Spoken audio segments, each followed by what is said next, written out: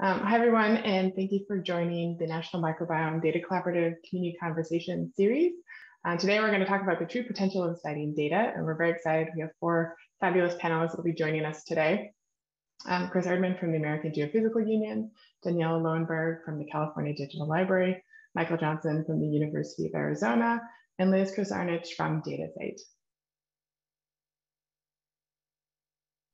So I want to give you a couple of slides just to introduce you to the National Microbiome Data Collaborative if you're not familiar with it yet.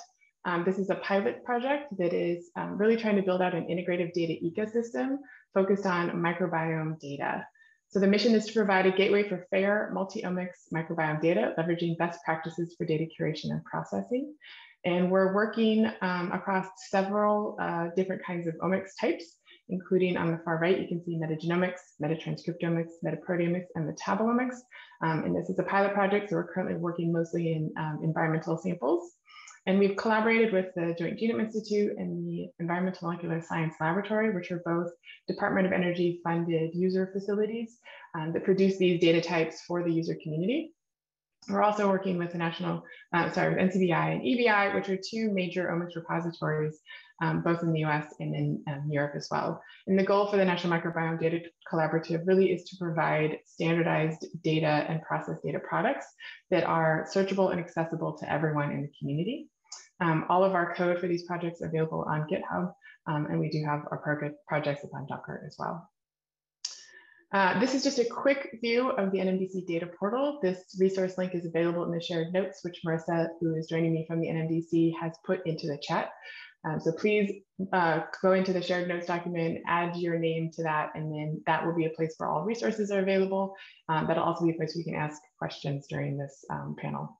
So this is the website link for that, data.microbiomedata.org. And you can see on the landing page shot here I have is the importance of standardizing, for example, sample metadata, which allows us to display data across latitude and longitude on an interactive global map, the different data types, the date and time it was collected, etc. So please go have a look and you can explore the different microbiome data standards and how those have been interacted in the data portal. So today is an NMDC community conversation. This is a forum to bring together members of the scientific community to connect, to discuss, and advance microbiome data science. There's a website there if you want to go and have a look at past community conversations, and we'll announce the April community conversation at the end of this. But basically, this is organized to put together panel discussions where we want to talk about best practices in microbiome data science. So today we're going to talk about data citations. You can't really have a conversation about data without discussing the FAIR data principles. Many of you have probably heard of this by now, but the FAIR data principles are findable, accessible, interoperable, and reusable. And this was published in 2016 by Wilkinson et al. And I highly recommend looking at the gofair.org website if you want a full in-depth description of what these criteria look like. I just summarized them here just to kind of get everybody on the same page.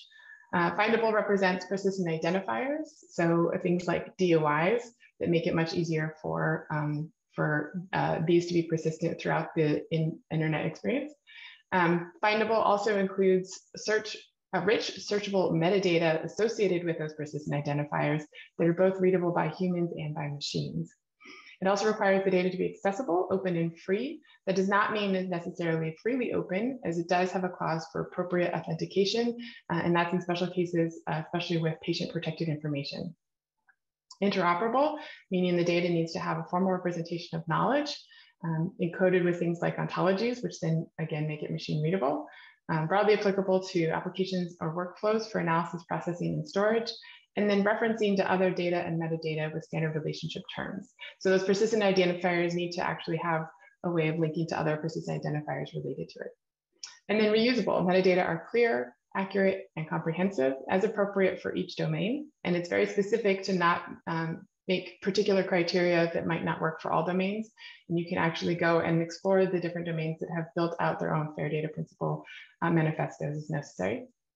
And then associated detailed provenance for the data to be reusable.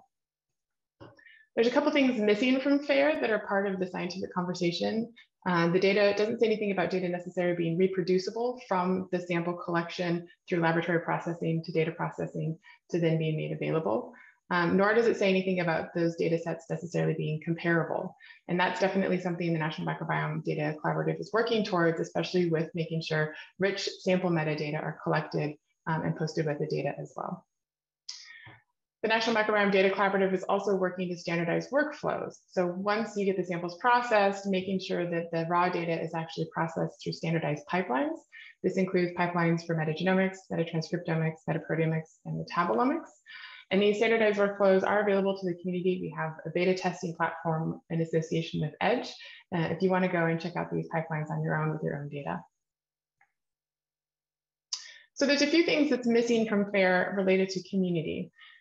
There's conversations in each domain about consensus and buy-in on the application of standards and these persistent identifiers. And then there's a need for training for people to be able to apply those standards and persistent identifiers as data producers, and then use them to find data as data consumers. And then everyone needs to celebrate the adoption of the FAIR principles and the addition of standards and persistent identifiers in open science and data sharing. And then really what I think a lot of that leads to is how we can finally start to demonstrate the true potential of citing data. And that's what we're going to talk about today. So I'm going to use this probably well overused iceberg meme to show that the majority of our research efforts are really not visible. When you start to think about research products, the only thing people really see out in the broader research community are the publications, but there's a ton of work that goes into those publications, all the way from designing the experiment, putting in the proposal, getting funding, developing protocols, collecting all the data, processing all the data, analyzing all the data, and then suddenly you get a nice publication to describe all of the work that's seen below the surface of the water.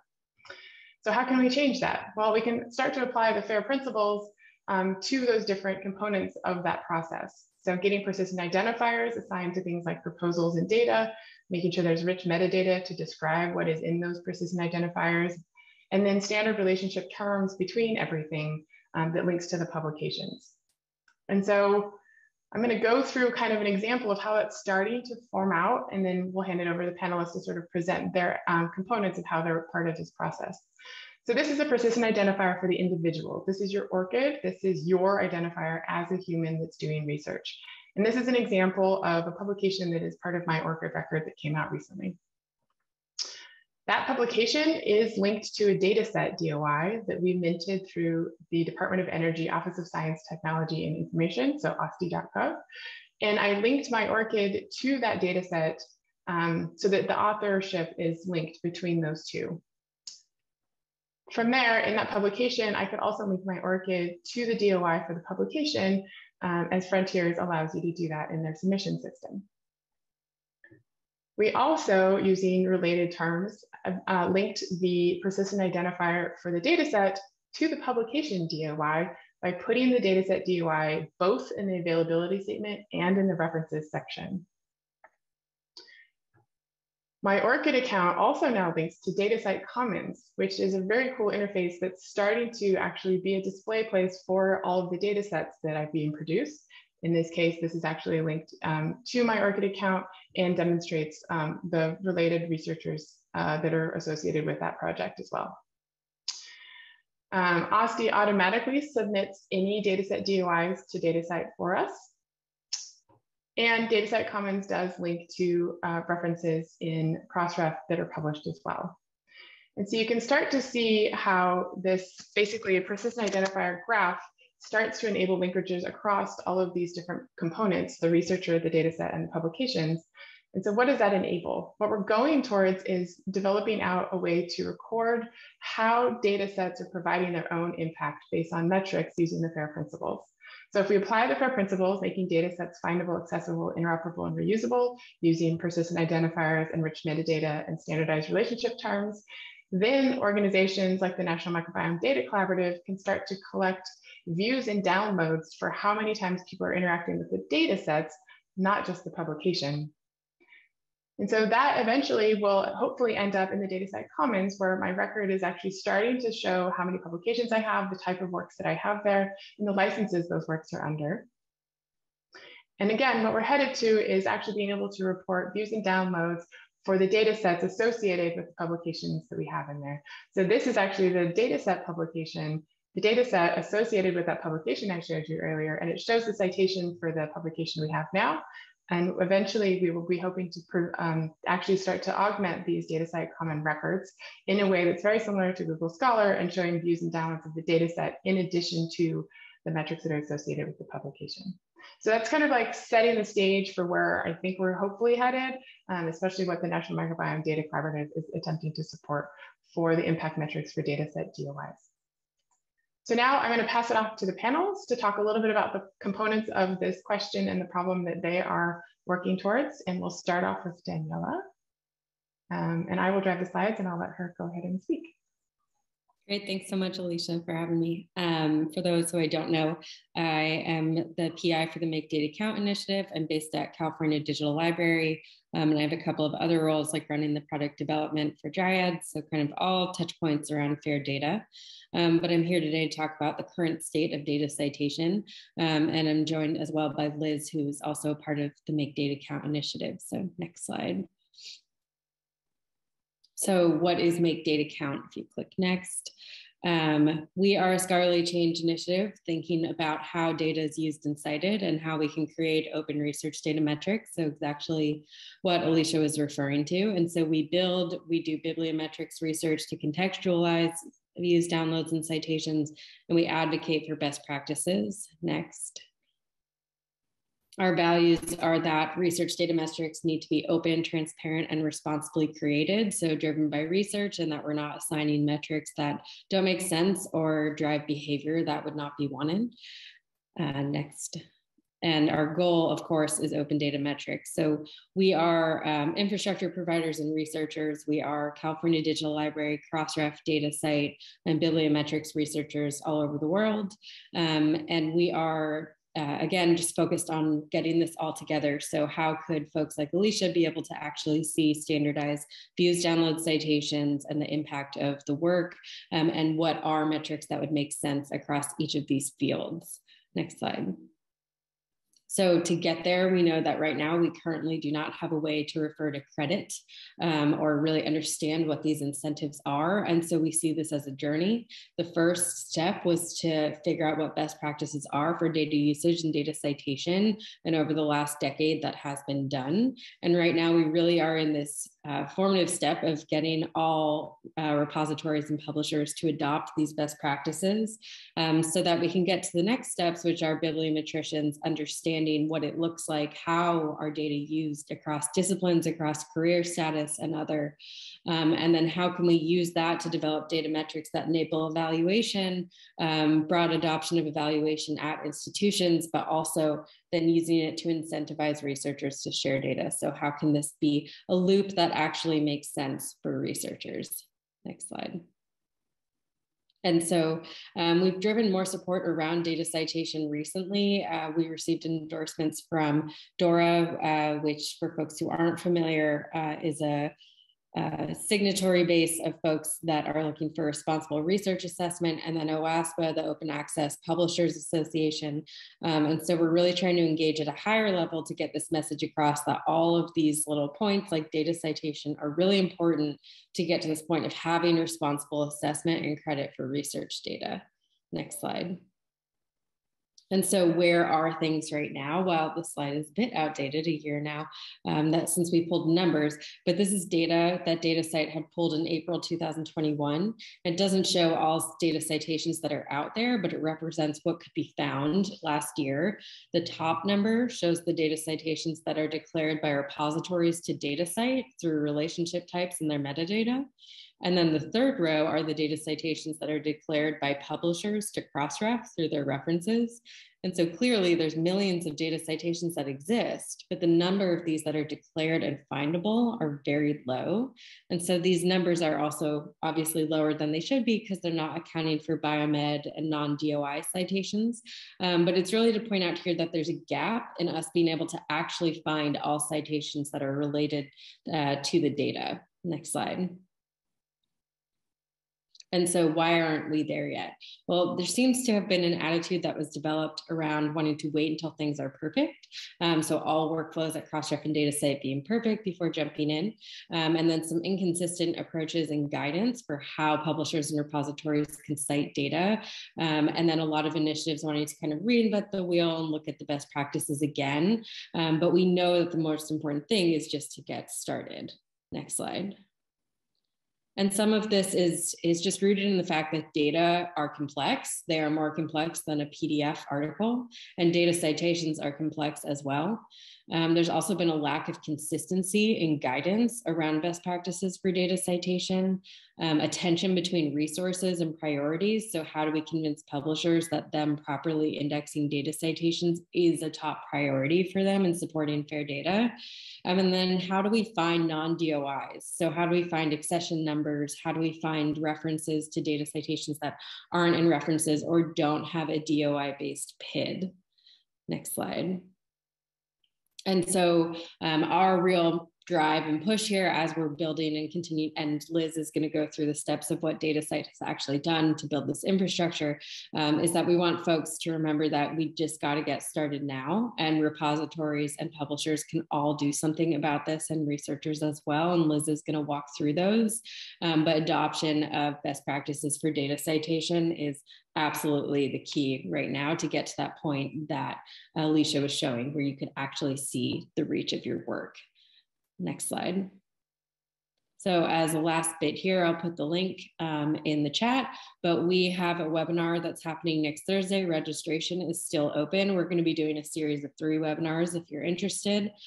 This first one is especially relevant as it's going to be 4 speakers talking about what they've done to actually web scrape and use NLP and other strategies to find data citations that are not through traditional scholarly communications references. So it might be interesting for you to hear about all of the successful ways that various groups have been doing that. So thank you, and looking forward to questions. Thanks, Danielle. Next we'll have Chris Erdmann from the American Geophysical Union, the Assistant Director of Data Leadership and Data Steward. And I want to thank you for the invitation as well. Thank you both, Marissa and Elisha. But yeah, so I'm Chris Erdmann from the American Geophysical Union, and for those who maybe don't know the AGU, it's Earth and Space Science. It's a community of researchers and enthusiasts, thousands of them around the world. And one of the things that we do with our community is we have a suite of journals that we have from I guess, starting from planets to hydrology and other, water, other journals in our portfolio. So one of the things that I wanted to actually start off with too is that it's very important to the work that I do at AGU. But data has really been sharing data has been really fundamental to what we do at AGU, and it starts with this position statement that was before my time. It actually started, they finalized this and produced this position statement in 1997. So it stretches back a good ways. And that really is fundamental to other things that we're doing. It helped create the data leadership group, which I sit in, and I'm serve as the data steward essentially for AGU.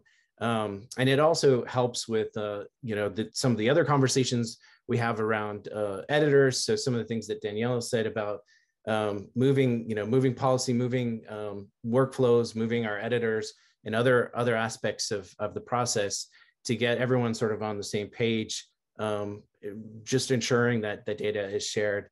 So next step, and next slide. Sorry. And one of the examples that I like to share too, that the position statement really helped with too, is helping us with projects like this NSF related project, which is a big part of my role. Really, looking at some of the things that Danielle also highlighted, which is looking at how we can improve data citation. So looking at sort of the individual elements of that, and also sharing that with others, with others in the community. So in this case, Chorus is part of that process of looking at how they can develop a process for other societies, other journals out there, but also individually. I've been looking at some of the metrics that Daniella talked about, some of the underlying trends that we see with how people are doing data and software citation. So looking at how we can sort of improve things through the data as well, that I see there. And then a big part is the sort of guidance side and the training that was discussed before, really giving authors from our community the guidance that they need to do this in the way that will capture what Daniella described as far as citations at the end, getting the credit for data.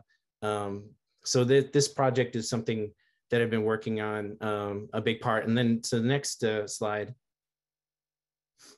So one of the things that project has inspired is really looking at the guidance that we had, and a lot of it had it wasn't exactly streamlined. I think as we were trying to figure out how to exactly do citation, there was a lot of language I think that authors were sort of confused by, and this really was our first attempt of trying to streamline all that language and make it more succinct. And in that process, we've also learned how we can make it even more succinct so that they can really know what they need to do exactly.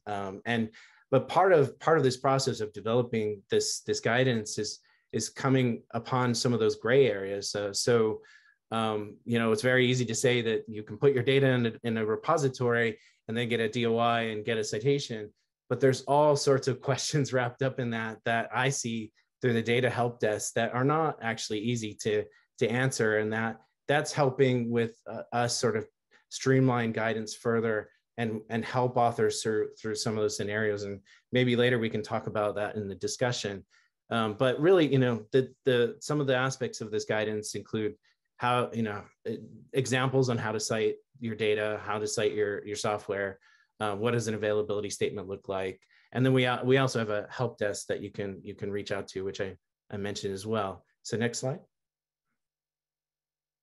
And the other thing, as part of working through that process, we've started using the tools that our researchers are using. So we have a data.agu.org website, which is run on GitHub.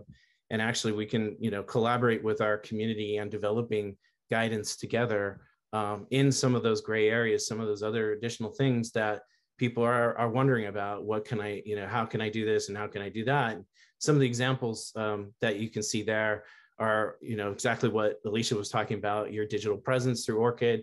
Another one is Jupyter Notebooks. We've gotten a lot of interest in how do I cite, other research objects beside data and software, but also having, guidance on how to walk through what exactly I need to do with software as well. So this has been a resource that's also been helpful for us to work together with our community on some of those gray areas. So I think this is my last slide, right? Yeah, thank you. Thanks, Chris. All right, next up will be Liz Kazarnich talking about enabling data citation, putting best practices into practice. All right, thanks so much for having me. So my part in this is to follow on from Daniella's discussion about best practices and Chris's discussion of policy aspects to dig in a little bit into the technical nuts and bolts of enabling data citation, and particularly making it possible to capture citations that occur in different systems and aggregate those and share them between systems. So as Daniella mentioned, DataCite has been involved in Make Data Count basically since the beginning on the technical side of implementing the infrastructure changes and the tooling needed to support data citation. As you might guess from the name DataCite, we are basically all about surfacing data and other non-publication research outputs and making them findable, citable, connected, and reused globally. And since we are a DOI registration agency that specializes in DOIs for everything that is not publications, we do this through the magic of persistent identifiers. Next slide, please.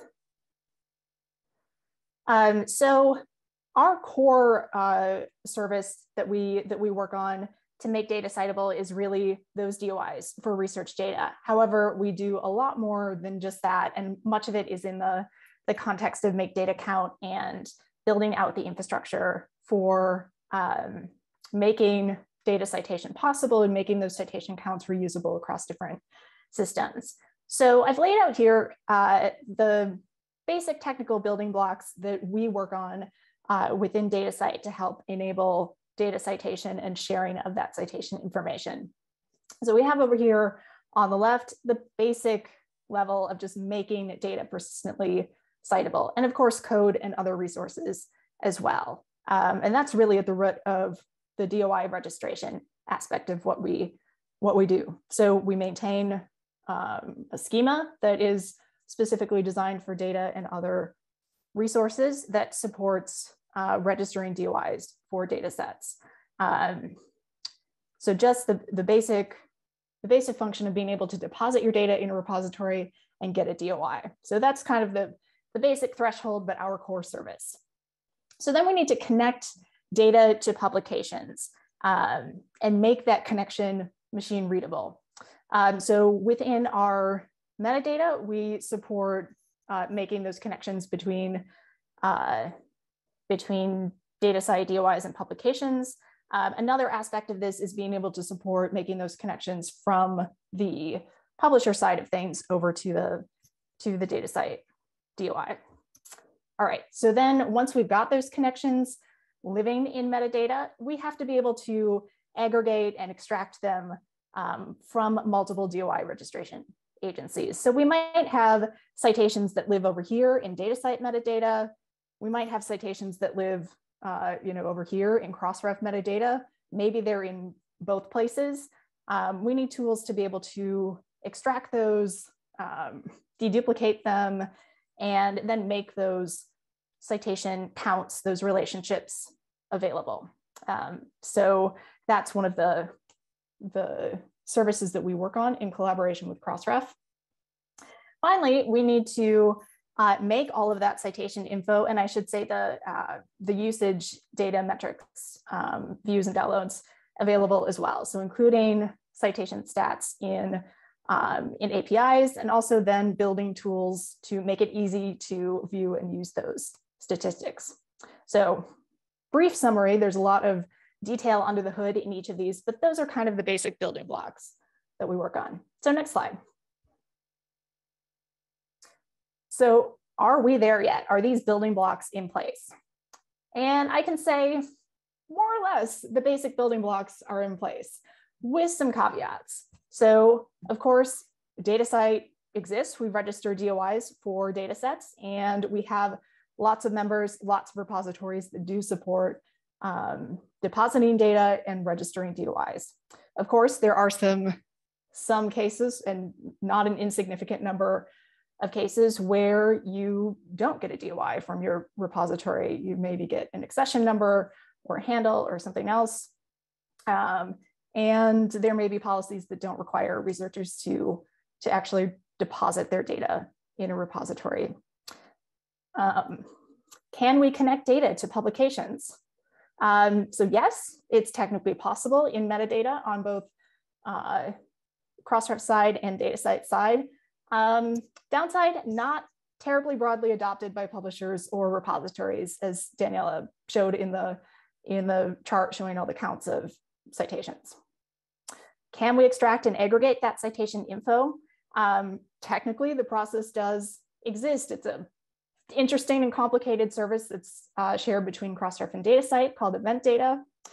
But historically, it's been a little bit under-resourced and a little bit buggy. Finally, can we make that citation info available, and are we integrating it into other tools and services? And the answer is yes. When it is in there in metadata and it's going into event data, we do make that available in our APIs and our UIs. But again, because of the lack of adoption, there's not a huge amount of citation and metrics information in there. These services, because many of them are relatively new, are also sometimes a little buggy. We are, working on perfecting them and adding more developer staff to support those. So next slide. But as Daniella mentioned, we need to make progress with the basic tooling that we have right now, and we can't wait until it's perfect. So what can I do right now, or your researchers, to implement machine readable data citations right now? So the first step is to deposit data and other outputs into a repository that assigns DOIs. According to the best practices that that DataCite relies on, and it's also kind of baked into Make Data Count, which is based on a publication called a Data Citation Roadmap for Scientific Publishers. The best way to cite your data in your publication is to include it in the references section wherever possible and cite it using the DOI. Finally, whenever possible, update your data deposit with the DOIs of your associated publications as related identifiers. So those are the 3 steps that will make it most likely that your citations will be captured and slurped up into these tools and systems that make them available to other tools and systems. Next slide. Of course, even when a researcher does everything perfectly, there are gaps, and there's no guarantee at this point that the citations are going to be counted and captured. So unfortunately, at this point, data citations anywhere other than references, so for example, citations that are in data availability statements are not captured because they are currently not quite yet supported in publication metadata in a structured way. As Chris mentioned, data citations without DOIs are not captured. I'm sorry, there's a typo in that slide. They are not captured if they don't have DOIs as part of this, this infrastructure. And even when data citations are added to references, they don't always make it all the way through the various steps that happen throughout the publishing process to get into the publication DOI metadata. Of course, you can go back and add relationships to your data set metadata, but that's kind of a pain for researchers, and it's something that we shouldn't necessarily expect them to have to do for this to work, and it's not something that everybody's going to remember to do after the fact. Next slide. So what do we need to do to move forward? The basics are in place, but currently there are lots of steps in multiple systems that need to happen exactly right for citations to be captured. So the place to start right now is to start capturing those citations where possible by following best practices. But to really push this forward, we do need broader adoption at all levels and across many different systems. More resourcing and focus by the DOI registration agencies to fix some of the bugs in the systems, and new and sort of evolved technical approaches to make it easier for everyone. So something that is developing and hopefully coming in the not so distant future. A good example is machine readable data availability statements. But there are plenty of other approaches that we're looking at as well. Next slide.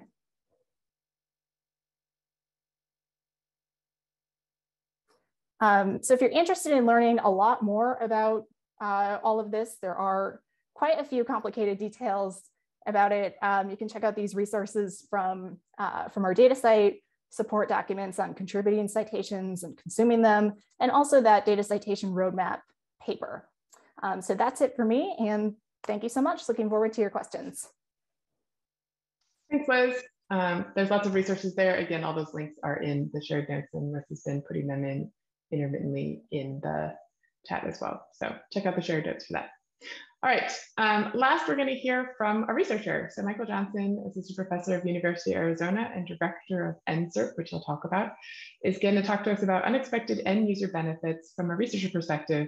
Accessibility matters when trying to meet people where they are. Hi, everybody. So my name is Michael Johnson. In 2020, I started the National Summer Undergraduate Research Project, which basically was a matchmaking program for matching underrepresented minorities to scientific research projects, as a lot of things got canceled due to COVID. So we started off as microbial based. We've since expanded to now a NSF-funded 3-year REU, now covering not only microbiology, but also immunology and cancer, which cancer is kind of a new thing for us. Next slide, please.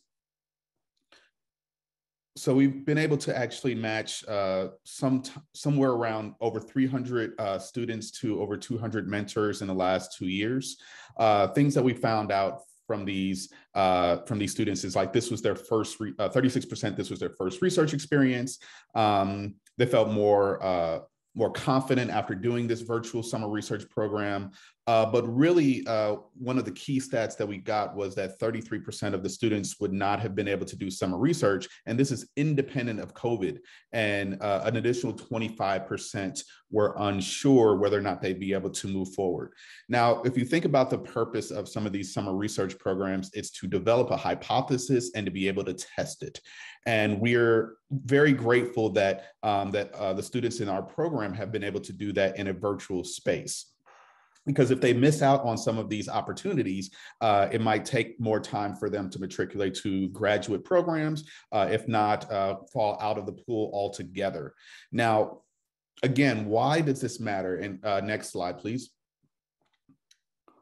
Why does this matter? When you're talking about accessibility of data sets to people to be able to run some of these projects that they have with our mentors over the summer, the question comes, where do they find the data? How do they find the data? Where is it curated? How is it accessible? And all of these things matter to these students in this particular program who are actually doing a lot of these things virtually and may not have all the resources that they need of maybe a big institution at their fingertips. Maybe they can VPN in or something like that. But a lot of times they're using, the family computer, they're at home, and reaching, how they find this data is very, very important. Also, on the other side of that, when we look for, at graduate school, we're like trying to take in students, some of the things that we look at is scholarly production. If they've had any scholarly production as an undergraduate, that is a great indicator of whether or not they'll do well in graduate school. And for them to be able to have some of these, things that might be deposited, things that they worked hard on that might not have necessarily made it into a publication, those are important to them because it shows off their hard work. So, I guess I'm sitting here saying thank you to all, the panelists for the hard work that you're doing, trying to make this data more accessible to people, trying to make it more standardized, because at the end, what it does is it helps the students in programs like mine actually get more scientific experience, get more data in their hand, be able to form hypotheses and turn into budding future scientists, and maybe not necessarily turning into a scientist, but at least being a scientist, a science appreciator, which these days is something that it should be cherished. Thank you. Excellent. Thank you, Michael. Okay, so I'm going to stop sharing so you can see everyone's lovely faces, and we're going to move into the panel discussion part of this. There is a question that came through in the chat that's a bit of a clarifying question, so I think we're going to go ahead and start there. And Liz, you might want to take this one. The question was, what is the relationship between DataCite and Crossref, and how should users view interacting with either of them? Yeah, so DataCite and Crossref are both DOI registration agencies, and we're both nonprofit membership-based organizations. We're a little bit different in that we focus on DOIs for different types of materials. Crossref works primarily with publishers, and they focus on published materials. So that means that their metadata schema and their services are aligned more so with the needs of the publishing workflow. Whereas DataCite supports registering DOIs for data software and all sorts of other things that are not formally published papers or books or publications of any sort. Our members tend to be academic institutions that run repositories or research institutes of any sort that run a repository.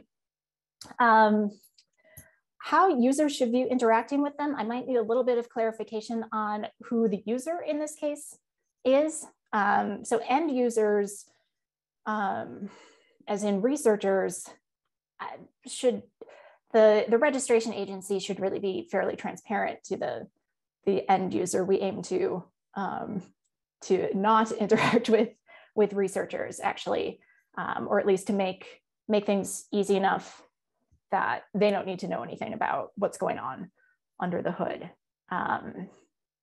So maybe okay.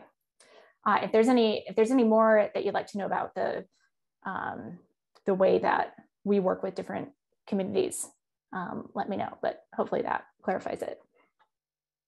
Awesome, thanks Liz. Yeah, it sounds like it did.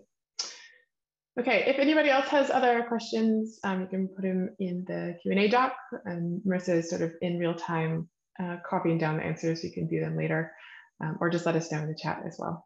So I'm going to start up with a panel question while we're waiting to see if anyone, oh, we did get another question, excellent. In terms of DOI registrations, how are service providers handling registered metadata update flexibility? Thank you for that update. DOI registrations, how are service providers handling registered metadata update flexibility? I can speak from the data side of things, obviously not so much the Crossref side of things. Typically, so we have a registered service providers program, and then a whole lot of other systems that support DOI registration that we don't have as much information about exactly how they work. So I can speak to the registered service providers and the applications that I've actually seen how they work under the hood. So with that group of folks, we meet with them regularly to make sure that they are updating their metadata schema to support the latest schema. I will say that typically all of those systems support updating metadata after the fact. That's one of the basic things that we check for. I will say there is a gap in that, though the service providers are required to stay up to date with the latest data site schema, which might include new things like support for research organization registry IDs is one thing. Adopting the schema version does not necessarily mean that they support now every single one of those new fields or items in a drop-down list, for example, resource types. And that's something that we're trying to overcome by meeting with those service providers regularly and really promoting adoption of those things. So yes, you can usually update your metadata, but there is not a guarantee at this point that you're going to be able to update it with those latest and greatest fields that you might want to fill in when you make those updates. The only thing I might add to that, as sort of a liaison between who provides the metadata and who gets the DOI, we are working with our DOI representative to make sure that there's a concept of versioning. So if the metadata that needs to be updated is cosmetic in the sense that you just want to update new fields or provide more rich contextual information about the data sets, that's totally fine. And we keep a record, we lodge a record with them of what information was updated. If anything about the data set itself has changed, or there is new institutional knowledge, or there is an update to the data itself, then we version that DOI and make sure that it's linked. So there's two different kinds of flexibility, right? There's the flexibility in terms of what the metadata are, and then there's the flexibility in terms of what actually happens with the data itself. And that might be a distinction worth discussing depending upon who your DOI provider is. Yeah, it does vary in terms of whether they support versioning the actual data set itself. Some do, some don't. Great, thanks, Liz. Okay, any other questions in the chat or in the notes? Yeah. All right, well, I have a question. So I know several of you have been in this space for quite a while now, and I would love just sort of a brief overview of like how far we've come in the period of time of like when you started in the data citation role to where we are now. How are you feeling about the progress we made, and how do you feel about where we're headed? And maybe, Daniella, I think you did a very good summary, kind of like where we are and where we're going. Would you mind taking a stab at that question? Sure, yeah, it's a great question. I have opinions that people will probably disagree with, which is that if I could go back in time, I wish that 10 years ago, we never thought about data availability statements. I wish that data citation was always at the forefront of these discussions. I think that we were so focused 10 years ago on trying to get folks to deposit their data, and make data count started almost 10 years ago. And those conversations almost felt out of place, talking about, well, how do we figure out how to incentivize and evaluate the data? We were always kind of told, oh, okay, we'll get there. Right now, we're really just focused on getting you to deposit. And I think that now we're in a place where people are desperate to understand the reach of data and the investment made into all this data work. And so we're playing catch up on so many years now. And it's great that the science community, research community, everyone wants to know this, and data is people are so interested in reusing data. And so the space has shifted to that, which is great. But I really feel like it's difficult to get past that. A lot of organizations are still talking about data availability statements, which isn't doing anything to help us on the reuse and the credit and attribution side. Excellent, thanks, Daniella. Somebody else want to jump in or chime in on that?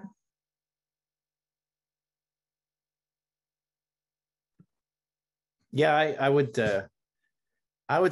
say I'm very positive now. Like just seeing some of the some of the work that we've been doing with our community. So the sort of cultural aspects. I think our policies have definitely helped with people sort of understanding that they have to do this, and the guidance is starting to get clearer for them of like what exactly. So you see it in the improvements and in the material that they're submitting. So you see that, but obviously, like you have to go through many cycles, you have to go through many iterations where you see that, that improvement. But just recently in 2021, I ran the numbers for AGU, and in general, and this is actually a good rate, trust me, but in general, we had about 30% of our papers that had data and software citations that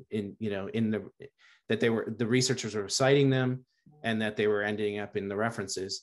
But the other aspect too is the part to be very positive about, and Liz touched on it, is that we're really working through all that sort of system-wide stuff that's happening behind the scenes to make this even better as well. So to capture all those citations if an author has actually cited the data and software. So you're starting to see all that sort of ramping up and improving. We see it, but it takes a lot of work. And the other aspect of the other part I wanted to mention is that, and it's just really fundamental, is it takes a village, really at the end of the day. And I think that's maybe what happened, is that, there were sort of these initial guidance, initial things that people did. And as we move forward, we realized we had to work together to make this, work in various aspects of the ecosystem. And so, I think there was that jump start, but then everyone's sort of coming on board and understanding that we have to work together to make this happen. So. Yeah, thanks for that perspective, Chris. I do hear both of you that, this is a long time coming, and it does seem to finally start to get some momentum under it. And so a quick question I would have, how close are we till we actually start to see some impacts? There's some early adoption. This is starting to happen. How close do you think we are till I think it's more broadly available, if people can see the impact of doing data citations? Daniella or Liz, either one of you want to take it? Yeah, I was going to say, Liz, do you want to answer that?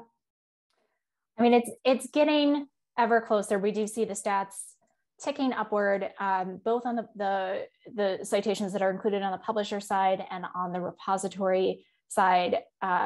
Anecdotally, because I don't have the numbers in front of me, we've had a lot more interest than ever before from the repositories that we work with in being really diligent about adding citations in there from the repository side, which is really good news, and also digging into the counter code of practice and getting their usage information in there, which I don't think, before the last couple of years, we didn't so regularly get as many questions about this. So it is definitely ramping up quite a lot. Great. We did get one additional question. I think it's in the Q&A laid up. It was my impression that inclusion of certain references in a given paper is up to the publisher and whatever service they use to resolve references internally. How can we be sure that DOIs representing our organization's data will actually be indexed as references if we start asking researchers to cite them in references?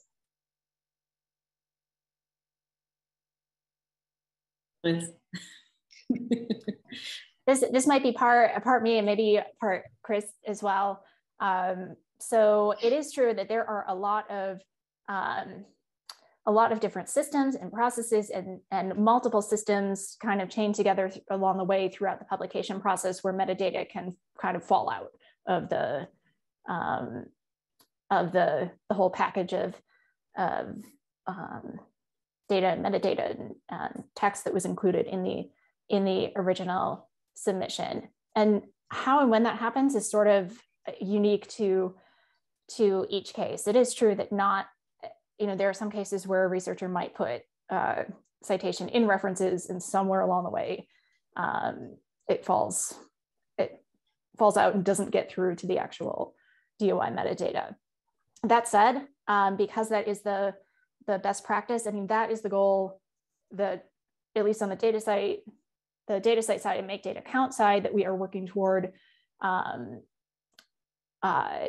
rectifying that and making sure that all of those do count. So I would still say that that's the best place to put things, with the hope that at some point they can be updated in the DOI metadata or found through other means, as we perhaps consider other approaches to getting those references out of the original submission. But Chris, maybe you can talk a little more about your perspective on this.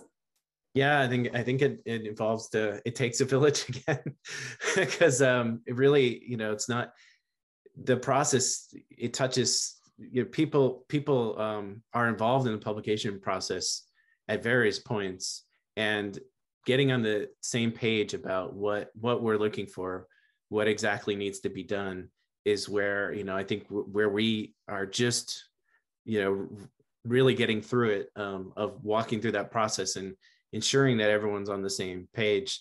So, there's the copy editors, and there's specialists that work on these publications, and that, so all of them know what they're looking for.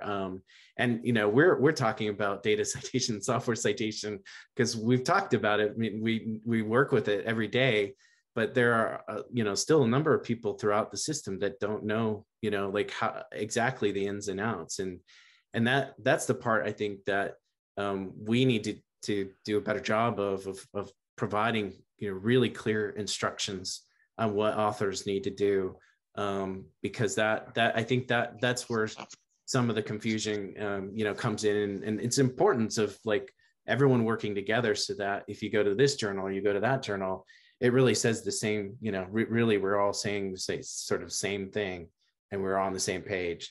It takes a lot of people to, a lot of sort of conversations and training and iterations to get that right. Yeah, absolutely. Thank you both. So I want to be mindful of time. We just have a couple minutes left.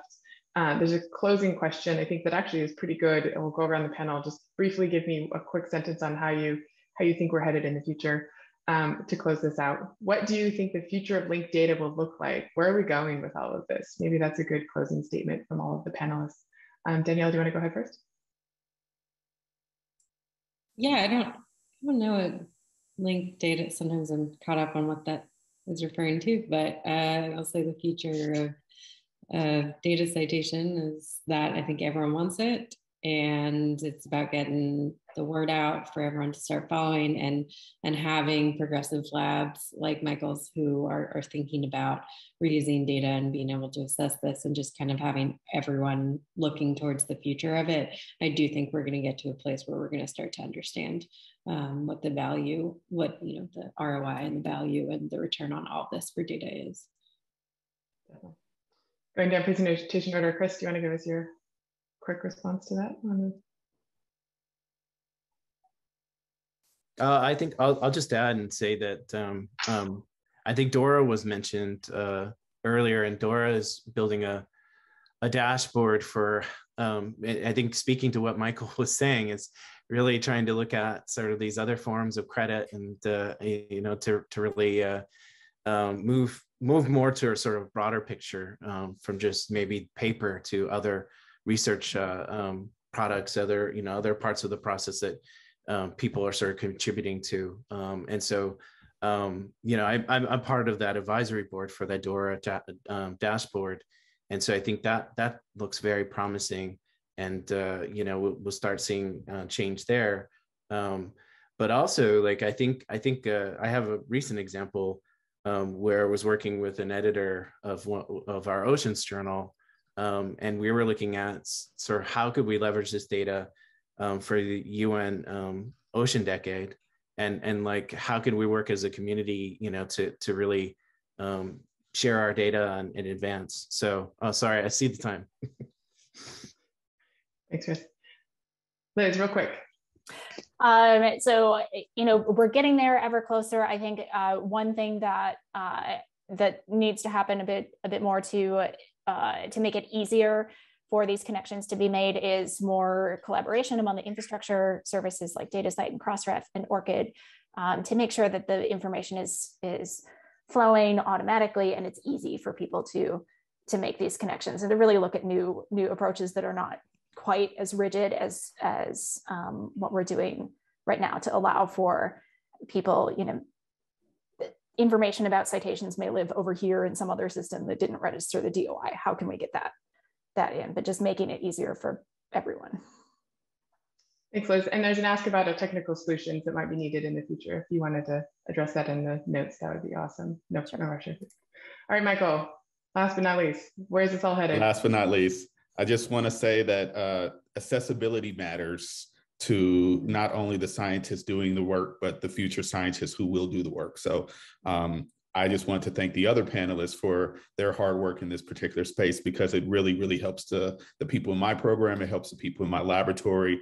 And yeah, I'm just grateful. Thank you. Excellent. All right, thanks again, everyone. Quick reminder, we do this every month. Next month's session will be, how high are your standards? The importance of metadata standards for fair data. And with that, we will close, and thank you again to all the panelists for all of your very insightful responses to the questions today.